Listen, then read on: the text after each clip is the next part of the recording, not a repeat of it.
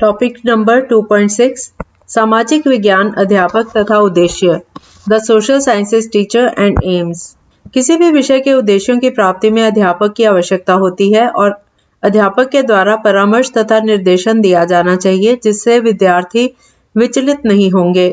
उद्देश्यों की सफलतापूर्वक प्राप्ति की चाबी अध्यापक के हाथ में होती है, परंतु यदि उसे स्वयं इस बात का ज्ञान न हो कि उद्देश्यों की प्राप्ति हेतु किस प्रकार की ज्ञान विद्यार्थियों को दिया जाना चाहिए, तो उद्देश्यों की रूपरेखा का महत्व स्वयं ही नष्ट हो जाता है। यद्यपि ज्ञान की प्राप्ति लक्ष्य प्राप्ति का एक साधन है, इसलिए अध्यापक को अपने विषय पर पूर्ण अधिकार होना चाहिए। बौद्धिक विकास केवल मात्र ज्ञान ही नहीं बल्कि इससे बहुत अधिक है। अध्यापक को विद्यार्थी को इस प्रकार प्रशिक्षित करना चाहिए जिससे उनमें तर्क शक्ति का विकास हो, वे स्वचिंतन स्व अध्ययन की ओर अग्रसर हों और उनमें कौशलों तथा आदतों का विकास हो सके। विद्यार्थियों के व्यवहार तथा अभिवृत्तियों के विकास संबंधी उद्देश्यों को प्राप्त करने हेतु अध्यापक में सभी महत्वपूर्ण गुण होना आवश्यक है तथा वह अग्रणी है उनके लिए एक उदाहरण होना चाहिए। यदि विद्यार्थियों को नागरिक उत्तरदायित्व की शिक्षा देनी है तो यह अध्यापक के जीवन से स्वयं प्रतिबिंबित होना चाहिए। उद्देश्य अध्यापक की पहुंच से परे नहीं हो सकते क्योंकि स्कूल में वह ही है जिसे विद्यार्थियों को घर, समुदाय तथा राष्ट्र के नागरिक के रूप में महत्वपूर्ण स्थान प्राप्त करने के लिए प्रशिक्षण देना है, जिसके परिणाम स्वरूप वे भविष्य के उत्तम नागरिक के रूप में तैयार हो सके। अगला टॉपिक 2.7 प्रारंभिक स्तर पर सामाजिक विज्ञान शिक्षण के उद्देश्य aims of teaching social sciences at elementary stage. प्रारंभिक स्तर पर सामाजिक विज्ञान शिक्षण के निम्नलिखित उद्देश्य होने चाहिए। नंबर 1, विद्यार्थियों में सामाजिक विज्ञान के प्रति रुचि उत्पन्न करना। नंबर 2, बालक की अपने सामाजिक तथा भौतिक वातावरण को समझने में तथा खोज करने में सहायता करना। नंबर 3, विभिन्न भौतिक संसाधनों का ज्ञान प्रदान करना। नंबर 4, विभिन्न धर्मों, उनके संगठनों एवं उनके पूजन के ढंगों के लिए विद्यार्थियों के मन में आदर की भावना विकसित करना। नंबर 5, समाज के प्रति अपनत्व की भावना जागृत करना। नंबर 6, समृद्ध एवं संयुक्त संस्कृति की भावना का विकास करना। नंबर 7, विद्यार्थियों में इस बोध को प्रोत्साहित करना कि हम सभी के लिए अच्छे जीवन का निर्माण करने के लिए प्रयत्न कर रहे हैं। नंबर 8, श्रम के प्रति आदर की भावना का विकास करना। नंबर 9, लोकतांत्रिक मूल्यों तथा सामाजिक समानता की भावना को बढ़ावा देना। नंबर 10, राष्ट्रीयता एवं अंतर्राष्ट्रीयता की भावना का विकास करना।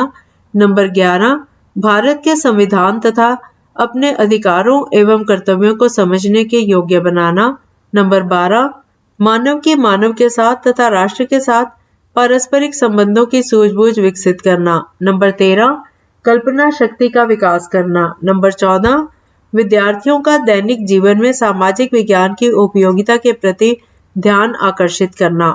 इस स्तर पर सामाजिक विज्ञान का प्रमुख उद्देश्य विद्यार्थियों को एक अच्छा नागरिक बनाना तथा विषय के प्रति उनकी रुचि को बढ़ावा देना होता है। इसलिए इस स्तर तक उन्हें राष्ट्रीय तथा अंतर्राष्ट्रीय स्तर पर प्रसिद्ध महापुरुषों की जीवन गाथा का ज्ञान दिया जाता है तथा पाठ्यक्रम को वर्तमान काल से संबंधित किया जाता है। अगला टॉपिक 2.8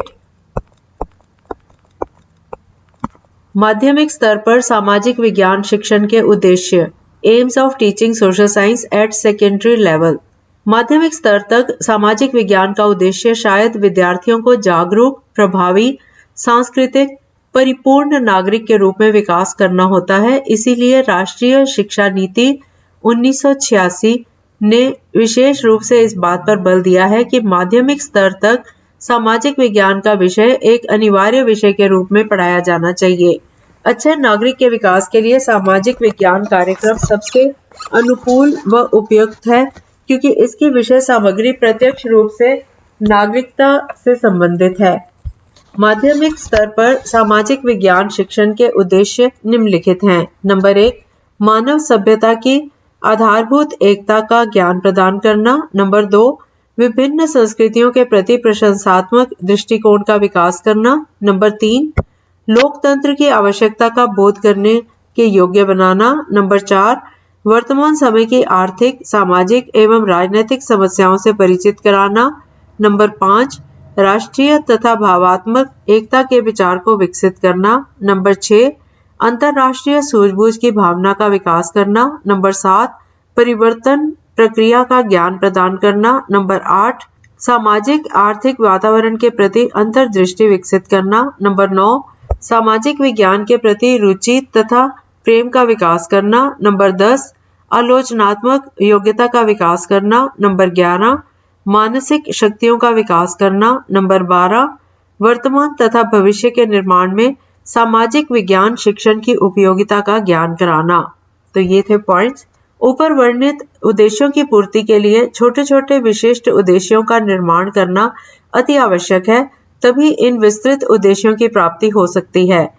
केवल तथ्यों पर आधारित ज्ञान का शिक्षण कराना ही पर्याप्त नहीं है, इसके साथ साथ विद्यार्थी को उस प्रभाव का भी एहसास होना चाहिए जो उसके जीवन को नियोजित करता है तथा उनके जीवन को जिनके संपर्क में वह आता है।